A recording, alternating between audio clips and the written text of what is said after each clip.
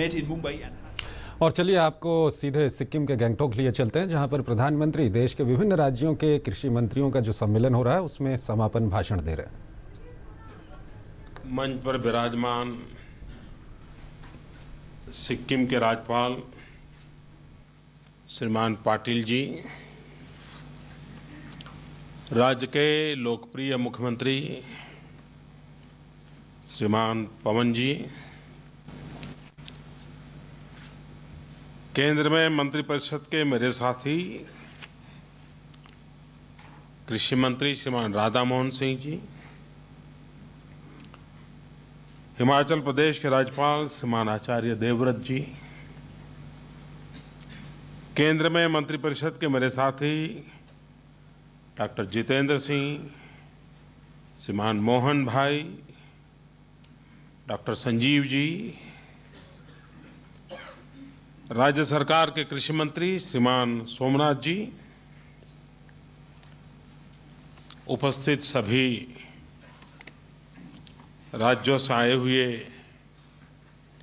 प्रतिनिधि, राज्यों से पधारे हुए सभी मंत्रीगण,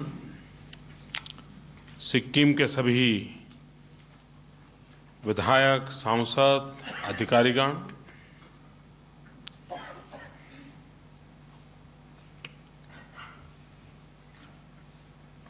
मां भारत को प्रधानमंत्री भैर सिक्किम राज्य को यो पहलो भ्रमण हो।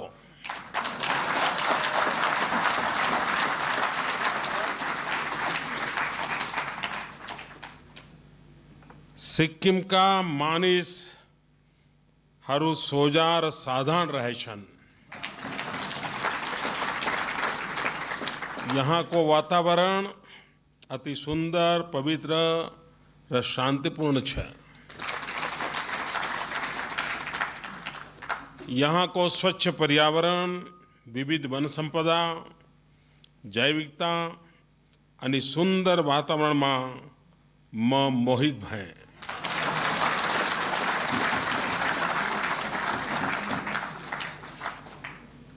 यहाँ को जैविक खेती को विषय में मैले घेरे कुरा सुने, आज सुंदर सुनखरी बहुरंगी फूलहारों का दर्शन भयो અને मैं अतिनय हर्षित भय।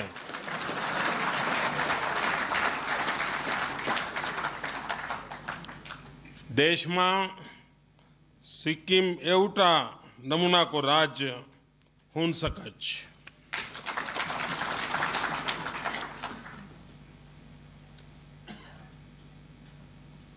आज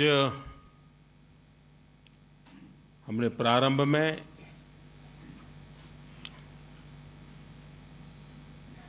सिक्किम के भूतपूर्व राज्यपाल श्रीमान रामाराव को श्रद्धांजलि दी। रामाराव से मेरा बड़ा गहरा परिचय रहा। एक साथी कार्यकर्ता के रूप में मुझे उनके साथ काम करने का अवसर मिला। सहज व्यंग विनोद उनकी प्रकृति में था। आंध्र प्रदेश विधान परिषद में लंबे अरसे तक उनका मार्गदर्शन मिलता रहा। कुछ दिनों से उनका स्वास्थ्य ठीक नहीं था। कल मकर संक्रांति के तुरंत बाद ही वो हमारे बीच से विदाई हो गई। सिक्किम में 5 साल वो रहे। सिक्किम को उन्होंने अपना बना लिया। मैं उनके प्रति आदरपूर्वक श्रद्धांजलि प्रेषित करता हूं।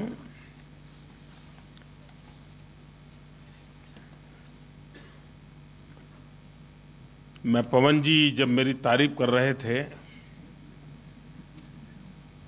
तो मैं भी दुविधा में था कि ये क्या हो रहा है।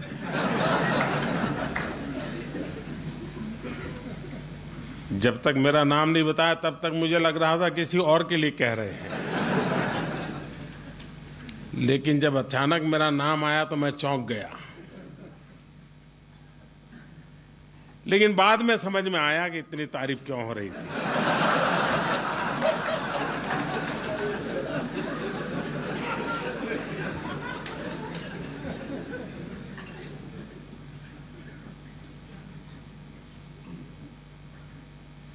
लेकिन आपने देखा होगा,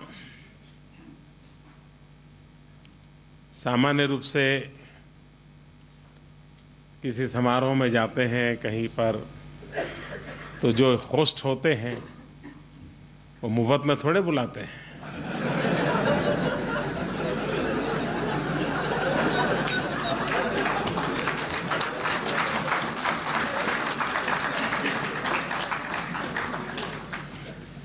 लेकिन पवन जी ने जितनी बातें रखी उसमें राज्य को रुपये दो, इतने पैसे दो, ऐसी कोई बात नहीं रखी। ये बहुत बड़ी बात है जी। उन्होंने कहा तो यहाँ की जनजातियों के लिए क्या चाहिए, यहाँ के किसानों के लिए क्या चाहिए, यहाँ की जनजातियों को कौन से हक चाहिए। ये राज्य प्रगति कर रहा है, उसका मूल कारण है पवन जी की ये सोच।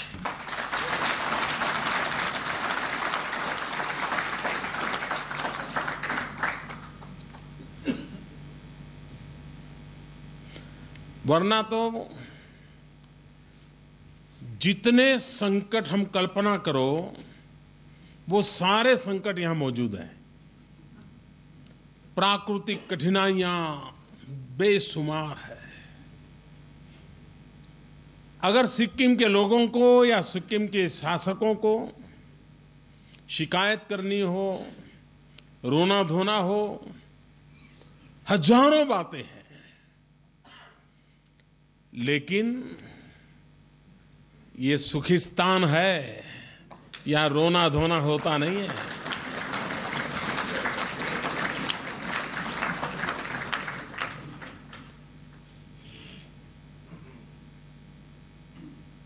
पहाड़ी मन है, हिमालय जैसी ऊंचाई है,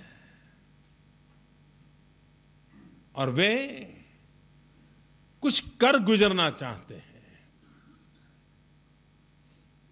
पवन जी ने जितनी बातें कही हैं, भारत सरकार उसको गंभीरता से देखेगी, उसकी जांच पड़ताल करके क्या हो सकता है।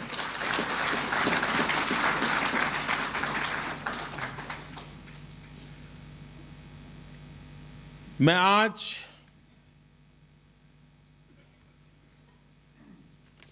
सरकार का मेहमान हूं, यह निमित्त है। पवन जी का मेहमान हूं, यह निमित्त है। दरअसल मैं आज सिक्किम के लाखों किसानों का मेहमान हूं।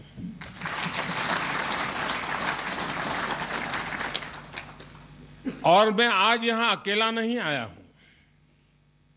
मैं देश के करोड़ों किसानों की आशा लेकर के आया हूं।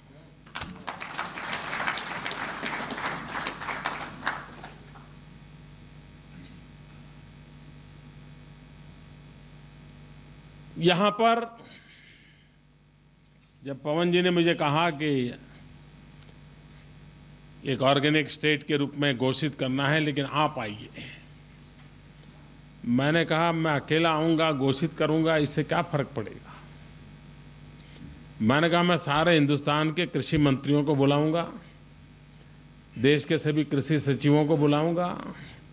2 दिन जहां इतना बड़ा कृषि यज्ञ किया है, ऐसे ऋषितुल्य कृषि किसानों को इस पवित्र भूमि में हमारे सब लोगों को प्रेरणा मिले, तो 2 दिन एक प्रकार से चिंतन भवन में एक प्रकार से मंथन हुआ है, मनन हुआ है, जो देश के कृषि जगत में किस प्रकार से बदलाव लाया जा सके, इसकी गहराई से चर्चा हुई है। जो 5 प्रेजेंटेशन आए, आपने देखा होगा कि पहले क्या परंपरा थी।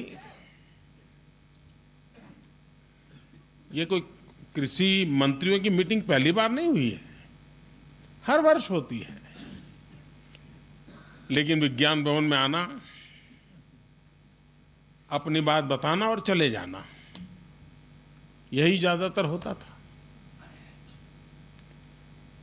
शायद पहली बार हुआ होगा कि 2 दिन कृषि मंत्री और कृषि सचिव एक साथ रहे होंगे, बैठ करके बातें की, चर्चाएं की, ग्रुप डिस्कशन किए और निश्चित विषयों पर किए, और उसमें से उन्होंने कुछ एक्शनेबल चीजें निकाली हैं, सजेशंस निकाले हैं। कुछ शॉर्ट टर्म है, कुछ लॉन्ग टर्म है, कुछ कानूनी व्यवस्था से जुड़े हुए हैं, कोई टेक्नोलॉजी से जुड़े हुए हैं, कुछ फाइनेंशियल रिसोर्सेज की बातें हैं, कुछ नए विजन से जुड़े हुए हैं। यानी एक प्रकार से बदले हुए कालखंड में कृषि जीवन को कैसे देखा जाए,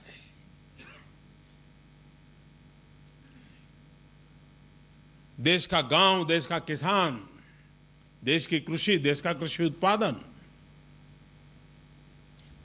इन विषयों को टुकड़ों में देखने से कभी देश का भला नहीं होगा। हमें उसे समग्रतया में देखना होगा,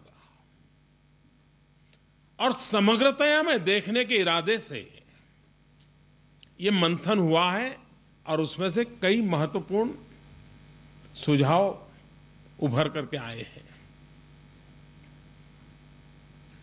मुझे विश्वास है कि आने वाले दिनों में राज्य सरकारों की एग्रीकल्चर डेवलपमेंट के रोड मैप में और भारत सरकार के एग्रीकल्चर के विजन में ये कहीं कहीं रिफ्लेक्ट होंगे। जो राज्यों के प्रतिनिधि आए हैं, उनके प्रयासों से राज्यों के आने वाले बजट में भी ये प्रतिबिंबित होंगे, और जो बातें यहां हुई उसके प्रकाश में राज्य भी छोटे मोटे ग्रुप मीटिंग करे, सेमिनार करे, संबंधित लोगों को बिठाएं, और हो सकता है जो 5 प्रेजेंटेशन हुए सारे मुद्दे हर राज्य को लागू नहीं होंगे, लेकिन उसमें वो राज्य क्या क्या कर सकता है। 50 बातें आई होगी, हो सकता है वो 20 कर पाए,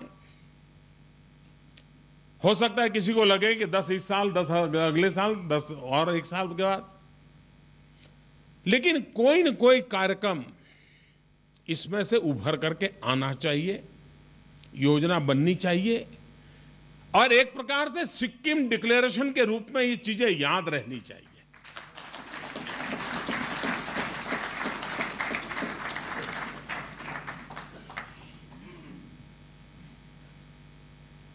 कृषि क्षेत्र में निराशा के लिए बहुत कारण है।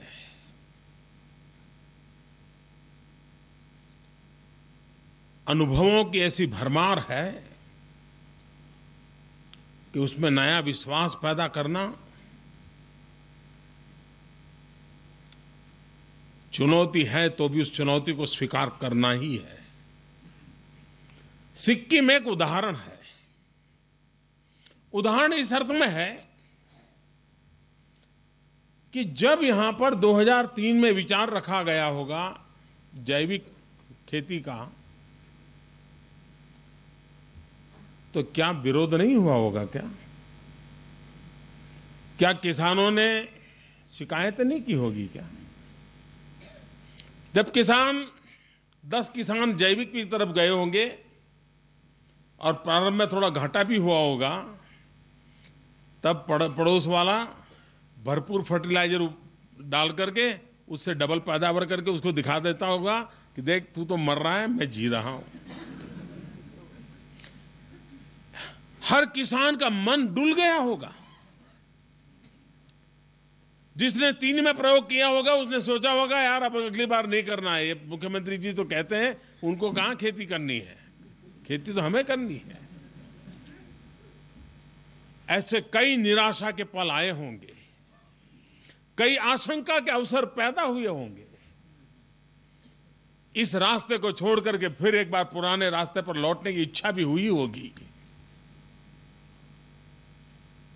आर्थिक संकट भी झेलने पड़े होंगे, लेकिन उसके बावजूद भी सिक्किम के उन लाखों किसानों को मैं नमन करता हूं कि उन्होंने अपनी राह छोड़ी नहीं, चाह छोड़ी नहीं। और जो राह नहीं छोड़ता, चाह नहीं छोड़ता, वो जीवन में कुछ पाकर के रहता है। और आज दुनिया पूरी सिक्किम के लिए तालियां बजाती होगी।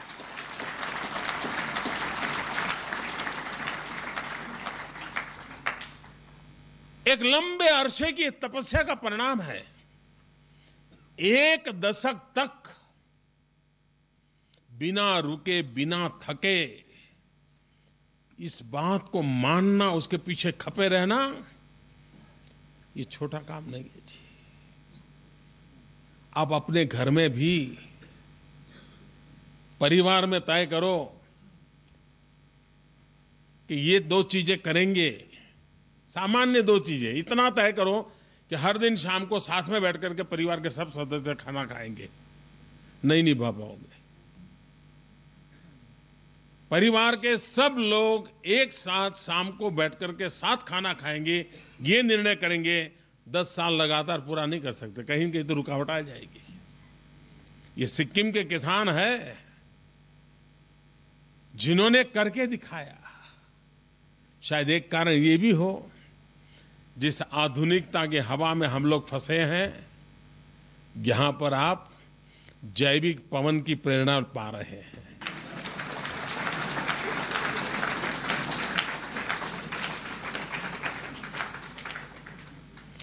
और ये पवन अब सिक्किम तक सीमित नहीं है, जैविक पवन पूरे देश में फैलने वाला है।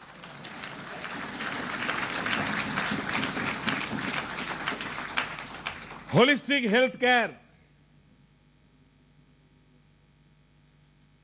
ये सब मनुष्य के मन में अब ये विचार घर करने लगा है। अभी फ्रांस में ग्लोबल वार्मिंग की चिंता करने के लिए दुनिया के सारे देश इकट्ठे हुए आए थे, एनवायरनमेंट की चिंता कर रहे थे, ग्लेशियर पिघल रहे हैं उसकी चिंता कर रहे थे।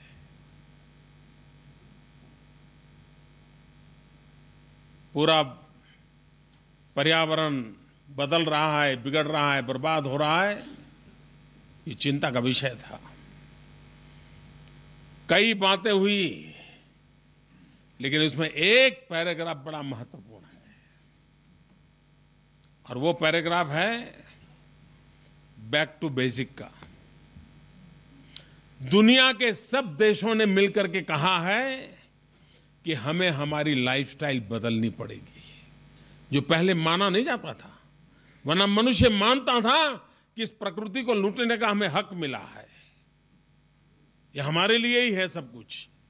पहली बार COP21 में दुनिया ने मिलकर के कहा कि जी नहीं, प्रकृति के साथ प्रेम का नाता चाहिए, प्रकृति के साथ जीने का सीखना पड़ेगा। सिक्किम ने वो उदाहरण करके दिखाया है।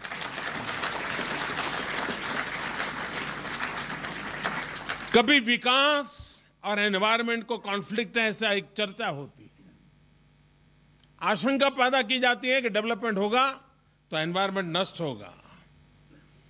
सिक्किम दुनिया के लिए एक मॉडल है कि जिसमें पर्यावरण का पूरा प्रोटेक्शन होता है और डेवलपमेंट की भी नई ऊंचाइयों को पार किया जा सकता है।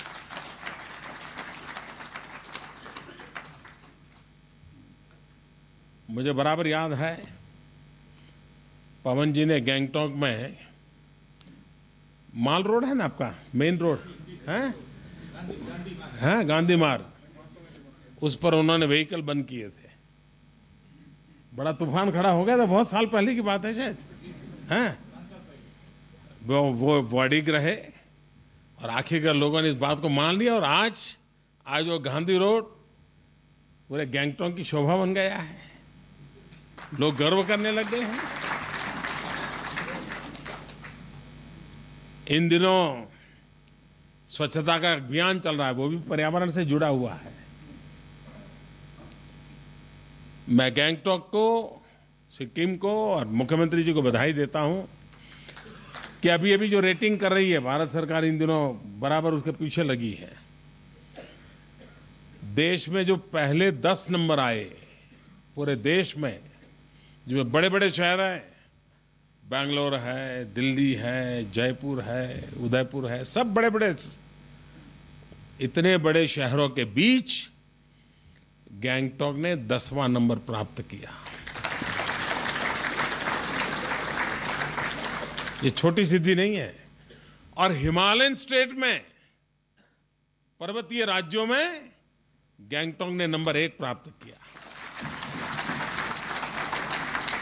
मैं उनको बधाई देता हूं इस काम के लिए और यहां की जनता को बधाई देता हूं जिन्होंने स्वच्छता को स्वभाव बनाया है।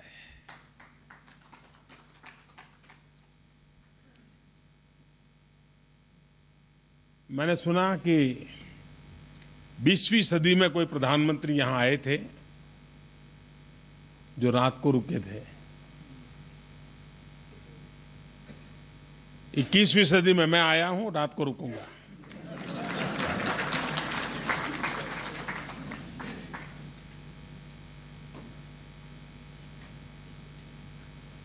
हमारे देश के कृषि जगत के विकास के लिए जैविक खेती का एक आकर्षण तो बना है। किसान भी प्रयोग करने के लिए तैयार है, लेकिन छुटपुट प्रयोगों से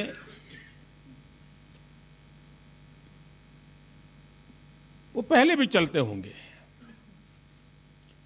छुटपुट प्रयोगों से परिवर्तन का एहसास नहीं होगा।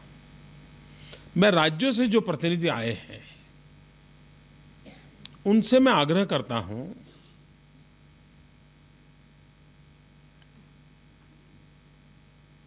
कि जब दुनिया में जैविक उत्पादन की बड़ी मांग है, कृषि उत्पादन की एक बहुत बड़ा मार्केट है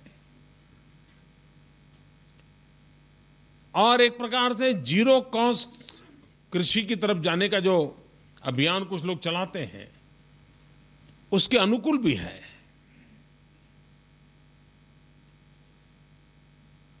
हम व्यूहात्मक दृष्टि से स्ट्रेटेजिकली राज्य का कोई एक डिस्ट्रिक्ट पकड़े, पहले तय करेंगे एक डिस्ट्रिक्ट को पूरी तरह जैविक करेंगे। अगर डिस्ट्रिक्ट करने की ताकत नहीं तो एक ब्लॉक पकड़े, तालुका बोलते होंगे, ब्लॉक बोलते होंगे, जो बोलते होंगे, जिसमें 100, 125, 150 गांव हो, एक पूरा इलाका पकड़े और एक बार उस पूरे इलाके को करके दिखाएं। यह कार्यक्रम बड़ा लंबा चलता है क्योंकि इसमें एक साल अगर फर्टिलाइजर या पेस्टिसाइड्स का उपयोग नहीं किया तो बात बनती नहीं है। इसकी एक लंबी प्रक्रिया है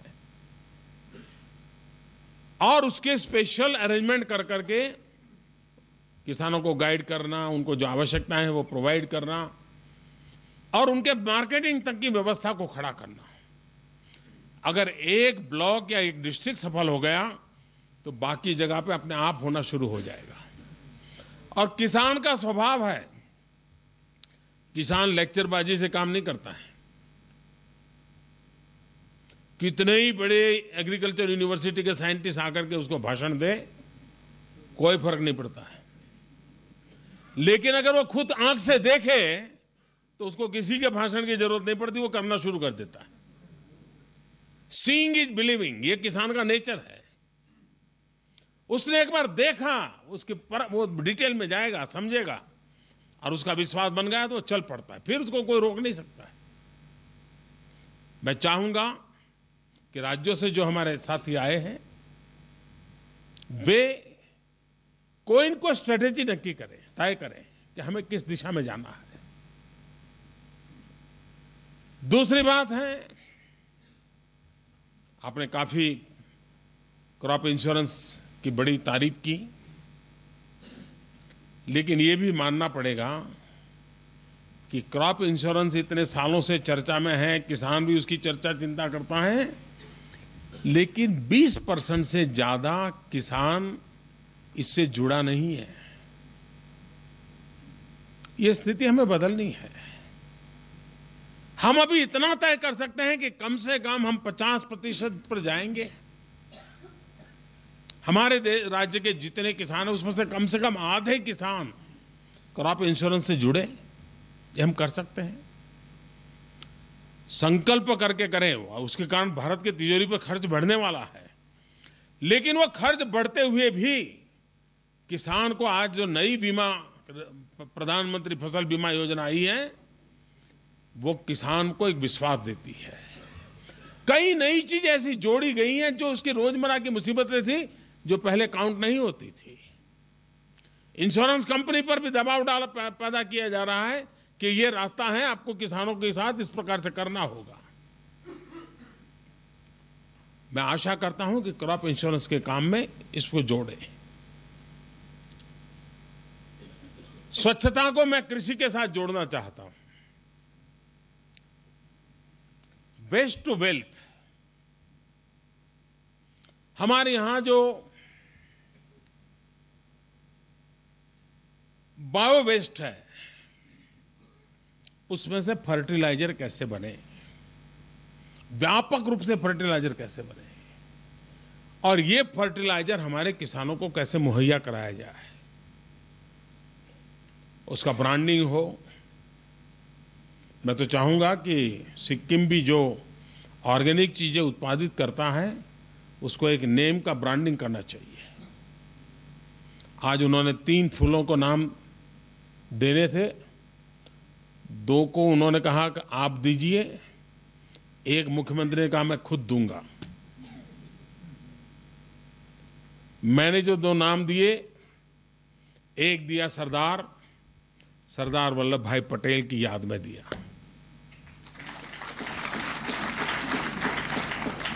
और दूसरा नाम दिया दीनदयाल उपाध्याय जी की शताब्दी का वर्ष है उनके लिए दिया, दीनदयाल।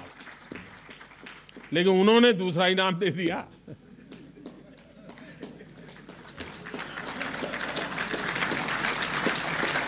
मैं आभारी हूं सिक्किम सरकार का, आपने इतना बड़ा सम्मान दिया, लेकिन मुझे फूल जैसा नाजुक मत बनने देना।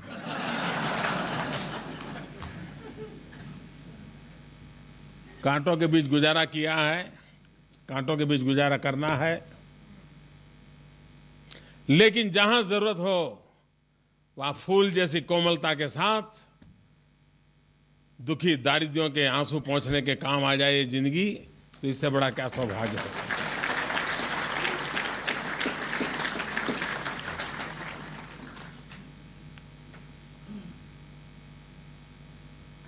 कृषि क्षेत्र में हमने एक आमूलचूल कुछ चीजें किसानों को बदलाव की दिशा में सोचना होगा। एक बात सही है कि उत्पादन के बाद की व्यवस्था वैज्ञानिक करेंगे तो किसान को फायदा होने ही वाला है। हमारे यहाँ जो वेस्टेज है उसको रोकेंगे, किसान को फायदा होने वाला है। और मार्केट के संबंध में यहाँ काफी चर्चा हुई, बैंक फाइनेंस के संबंध में काफी चर्चा हुई, टेक्नोलॉजी के संबंध में काफी चर्चा हुई है। इन सारी बातों का महत्व है और उसको आगे करना भी है, लेकिन किसान को भी कई चीजों में हमें जोड़ना पड़ेगा। अब जैसे सॉइल हेल्थ कार्ड है, यहां पर आया कि सॉइल हेल्थ कार्ड में ये मुसीबतें हैं। देखिए, सॉइल हेल्थ कार्ड एक प्रकार से जन आंदोलन के रूप में परिवर्तित करना चाहिए। आज से 30 साल पहले कोई डॉक्टर आपको ब्लड टेस्ट कराने के लिए कहता था क्या? नहीं कहता था। यूरिन टेस्ट के लिए कहता था? नहीं कहता था। आज कोई भी डॉक्टर के पास जाओ, उसके पहले कहता है भाई पहले ये रिपोर्ट ले आओ। अच्छा, उस डॉक्टर के पास ये टेस्टिंग की लेबोरेटरी है? नहीं है। गांव में कोई और है जो लेबोरेटरी चलाता है, आप टेस्टिंग करवाते हैं, रिपोर्ट लेके जाते हो और वो तय करता है क्या बीमारी है। सॉइल हेल्थ के लिए ऐसी लेबोरेटरीज का नेटवर्क क्यों खड़ा ना हो? देश में नौजवान सॉइल हेल्थ लेबोरेटरी के उद्योग में क्यों ना आए, एंटरप्रेन्योर क्यों ना बने? और ये कोई ऐसी टेक्नोलॉजी नहीं है कि जो कोई कर ना सके। स्किल डेवलपमेंट जो भारत सरकार का है उसमें हम इस बात को करने वाले हैं कि सॉइल हेल्थ के लिए स्किल डेवलप हो, सॉइल हेल्थ परीक्षण करने वाले लोग जो हो, और गांव-गांव ऐसी छोटी-छोटी लेबोरेटरी क्यों ना बने। मैंने ये भी कहा है कि जो हमारे स्कूल कॉलेजेस हैं, जिस स्कूल कॉलेज में लेबोरेटरी है, विज्ञान का प्रवाह होगा तो लेबोरेटरी होगी। मार्च महीने से करीब करीब जून महीने तक हमारे यहाँ स्कूलें बंद रहती हैं, छुट्टियां रहती हैं। कुछ इलाकों में नहीं रहती है, जहाँ पर मौसम अलग होता है तो कुछ जगह पे अलग समय होता है, लेकिन ज़्यादातर हिंदुस्तान में मार्च महीने से जून जुलाई तक स्कूल बंद रहती हैं। क्या उस समय हम स्कूल की उस लैब को सॉइल टेस्टिंग लैब में कन्वर्ट कर सकते हैं?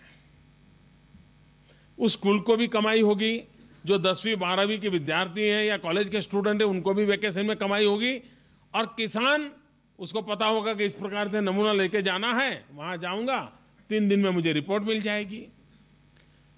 ये इस प्रकार से हमने मॉडल विकसित करना पड़ेगा।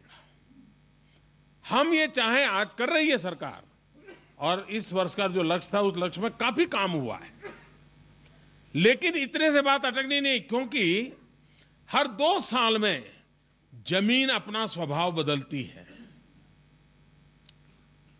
गुणदोष में परिवर्तन आता है। हर 2 साल में जमीन की जो परत होती है उस परत में परिवर्तन आता है, और इसलिए हर 2 साल में सॉइल टेस्टिंग अनिवार्य हो जाता है।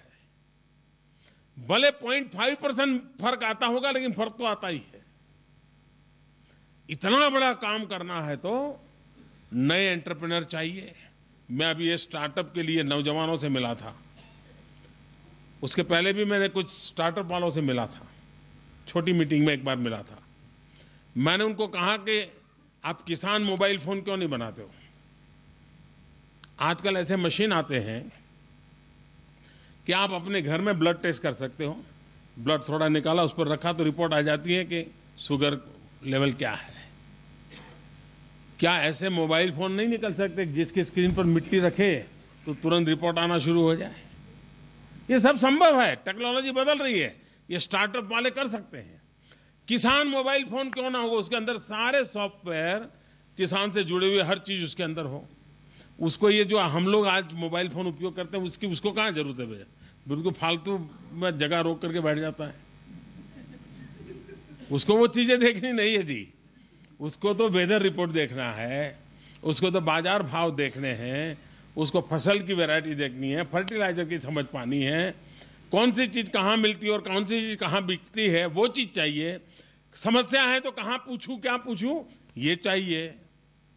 और मैं मानता हूं कि अगर आज जो स्टार्टअप की दुनिया में हमारे नौजवान आए हैं, वे इस दिशा में सोचे कि मेरे देश के गरीब से गरीब किसान, अनपढ़ किसान भी उसके हाथ में मोबाइल फोन के द्वारा वो अपनी समस्याओं का समाधान कर सकता है।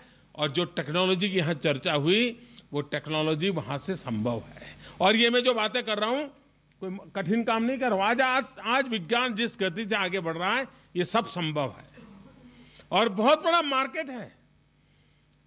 पूरे दुनिया में जितना उनका मोबाइल का मार्केट होगा, उतना मार्केट उनको अकेले हिंदुस्तान में मिल जाएगा, किसानों में। हम टेक्नोलॉजी को सब कुछ करना है, लोगों को जोड़ करके कैसे किया जा सकता है। अगर लोगों को जोड़ करके हम करें, हम कर सकते हैं। अभी मैंने कुछ कंपनी के लोगों से बात की।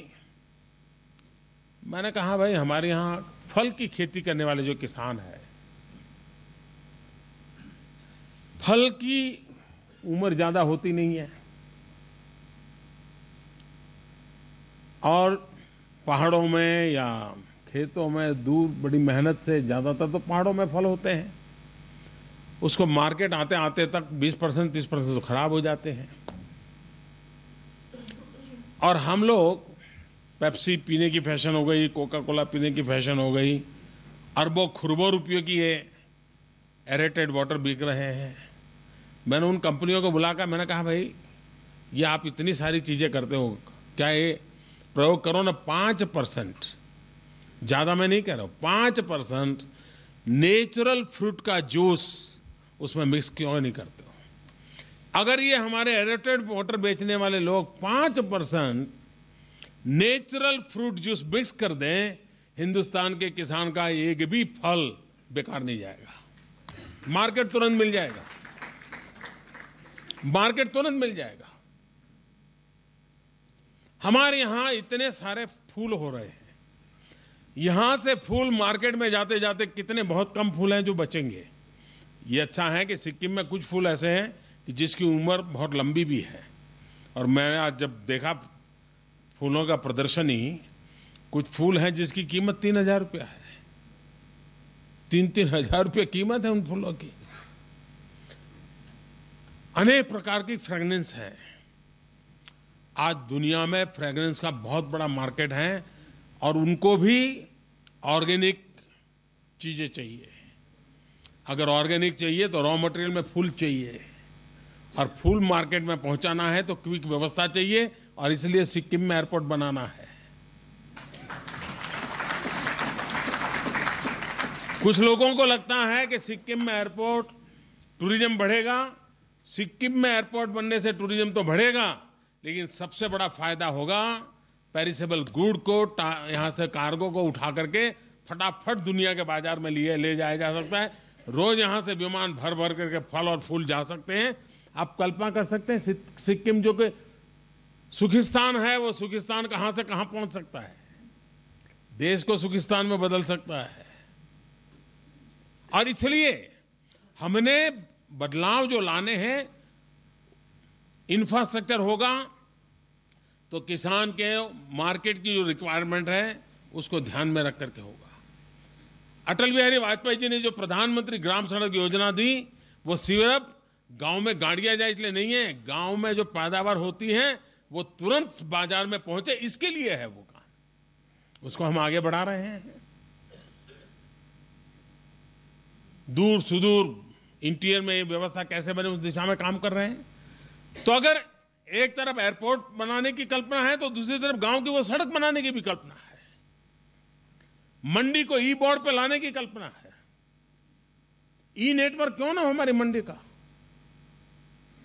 और ई मार्केटिंग की व्यवस्था हो जाएगी, उसको प्रॉपर प्लेटफॉर्म मिलेगा।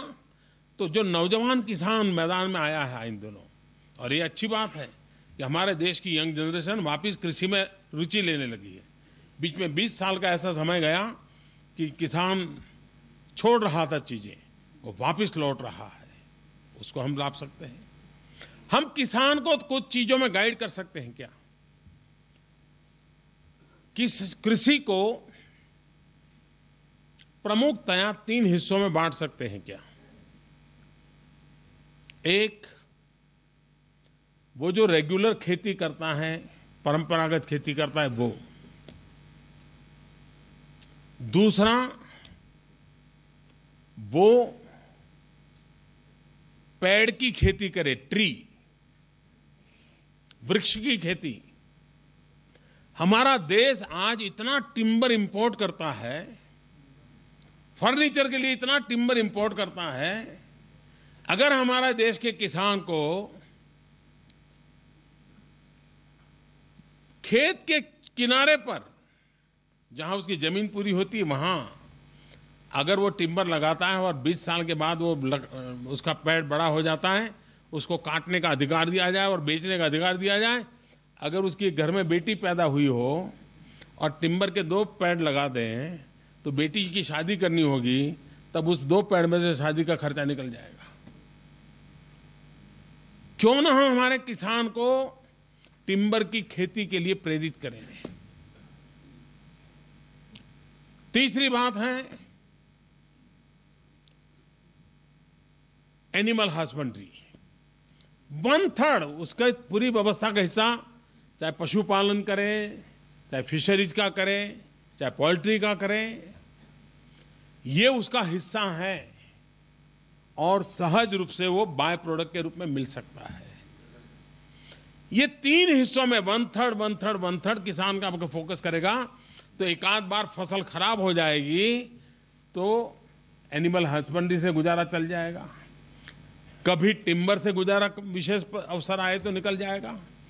कभी हमारे किसान को असहाय होने की नौबत नहीं आएगी। अब 1-2 चीजें और करने जैसी नई निकली है, जिस पर सोचा जा सकता है। कुछ किसानों ने प्रयोग किया है। एक तो हम लोग क्या करते हैं, दो खेतों के बीच में जो डिवीजन करते हैं, किसी न किसी कारण से ये खेत वाला भी 1 मीटर जमीन खराब करता है और वो खेत वाला भी 1 मीटर, 2 मीटर जमीन करीब करीब हर दो खेत में बीच में खराब हो रही है। ये हमारे देश में ये स्वभाव कैसे बना है पता नहीं। आशंकाओं के कारण कहीं वो घुस जाएगा, ये घुस जाएगा, उसके कारण हम लोग इंटरवीन करके किसानों को ये जो वेस्टेज है अपनी खेत के चौराहे किनारे पर, उस वेस्टेज को कैसे वो फर्टाइल बनाए, प्रेरित करना चाहिए। दूसरा, इन दिनों कई किसानों ने अपने खेत की बॉर्डर पे सोलार पैनल लगा करके बिजली का कारखाना लगा दिया है और कुछ राज्यों ने किसानों के द्वारा ये बिजली पैदा हो रही है वो खरीदने की व्यवस्था भी की है। ये प्रयोग ऐसे हैं कि जो किसान अपने ही खेत में अपनी जो बिजली पैदा करेगा, अपना पंप भी चल जाएगा उसका, और ज्यादा बिजली होगी तो सरकार खरीद लेगी और छोटा सा वो यूनिट लगा सकता है अपने खेत के किनारे किनारे पर, तो बॉर्डर की बॉर्डर हो जाएगी, बिजली की बिजली हो जाएगी और 12 महीना पैदावार होगी। हमने ये नई नई चीजें किसान को ध्यान में रखते हुए लाने की दिशा में प्रयास करना चाहिए। किसान को हम वैल्यू एडिशन की ओर गांव को केंद्र बना सकते हैं।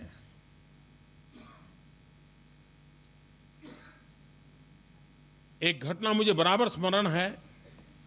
उस समय मैं गुजरात में मुख्यमंत्री था। किसान को एक समस्या ये होती है कि ज्यादा फसल हो तो दाम गिर जाते हैं, कम फसल हो तो खुद भूखा मरता है। दोनों तरफ से उसको मुसीबत होती है। हमारे यहां एक इलाका है जहां मिर्ची की खेती होती थी, हरी मिर्ची।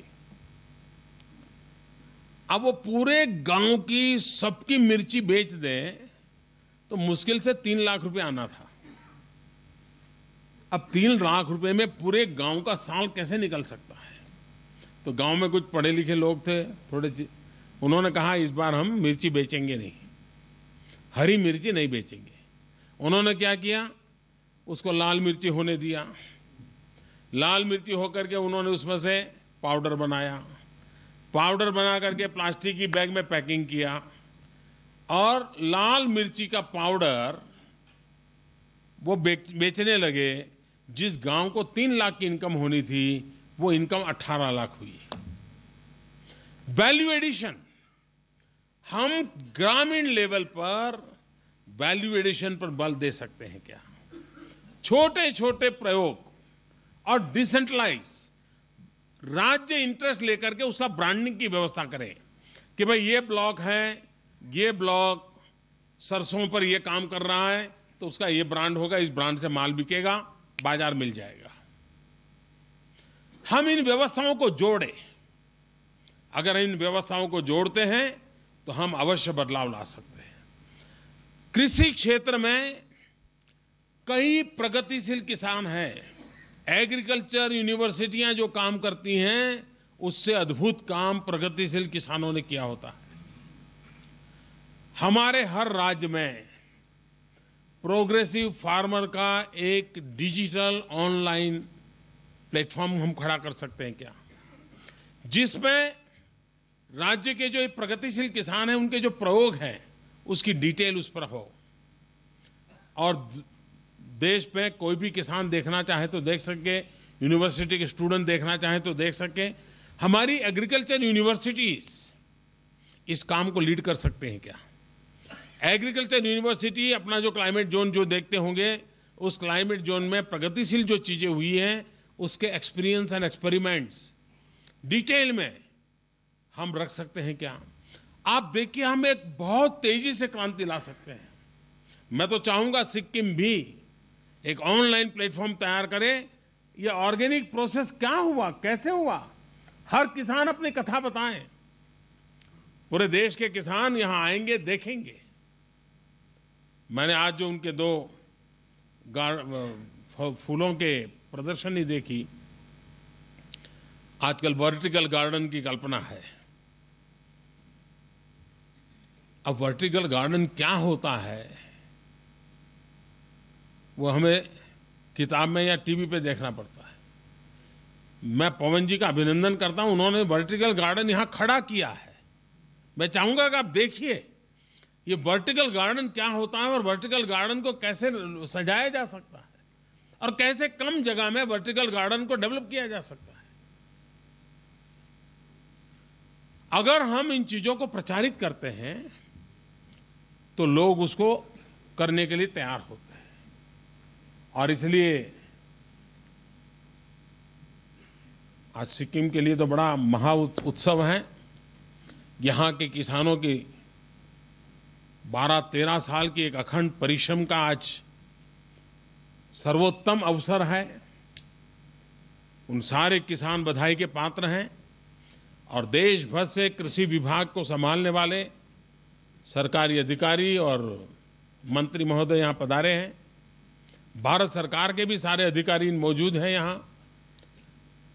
एक नया उमंग, नए उत्साह के साथ, नई सोच के साथ, नए संकल्प के साथ यहाँ से हम प्रस्थान करें और ये सिक्किम की वादियों में जो पवन लहरा रहा है वो पवन हमारे तक भी पहुँचे, हमारे खेतों में भी वो पवन पहुँचे, उसके लिए हम प्रयास करें। मैं सिक्किम सरकार का इस बात के लिए आभारी हूं कि उन्होंने भारत सरकार का इतना बड़ा कार्यक्रम यहां आयोजित किया। मेरा भी सौभाग्य है कि मुझे 2 दिन सिक्किम में रहने का अवसर मिला है और आपने जो प्यार दिया, सम्मान दिया, इसके लिए मैं आपका बहुत आभारी हूं। बहुत बहुत धन्यवाद। एक मुझे कविता कहने का मन कर रहा है। एक कविता है पुरानी, अच्छा हुआ मैं चलते चलते याद आ गई। देखिए हमारे देश में इन जैविक के संबंध में किस प्रकार से सोचा जाता है। हिंदी भाषी इलाके में एक कवि गाग करके हो गए, कवि गाग, उन्होंने बड़ी मजेदार लिखा है। उन्होंने लिखा है, खाद पड़े तो खेत, नहीं तो कूड़ा रेत। खाद पड़े तो खेत, नहीं तो कूड़ा रेत। गोबर राखी पाती सड़े, पाती पत्तियां, गोबर राखी पाती सड़े, फिर खेती में दाना पड़े। यानी जिसको हम कंपोस्ट कहते हैं, यानी गोबर है, ये पुराने पत्तियां रखी हैं, वो जब सड़ती हैं वो खेत में डाली जाती हैं। सन के डंठल खेत छिटावे, तीनते लाभ चौगुना पावे। जो ये कंपोस्ट का उपयोग करता है वो खेती में 4 गुना फायदा उठाता है। गोबर मैला नीम की खली, यहां से खेती दुनी फली। वही किसानों में है पूरा, जो छोड़े हड्डी का चूरा। मैं मानता हूं कि पुराने जमाने में कोई कभी गाग ने लिखी हुई बात आप सिक्किम वालों ने जी करके दिखाया है और इसलिए मैं सिक्किम को बहुत बहुत बधाई देता हूं और इस समारोह को आयोजित करने के लिए बधाई देता हूं।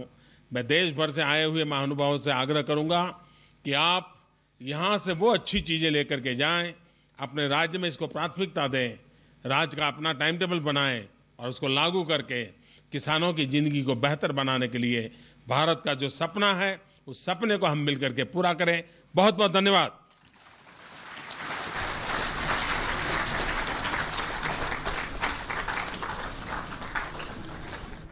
तो ये सीधा प्रसारण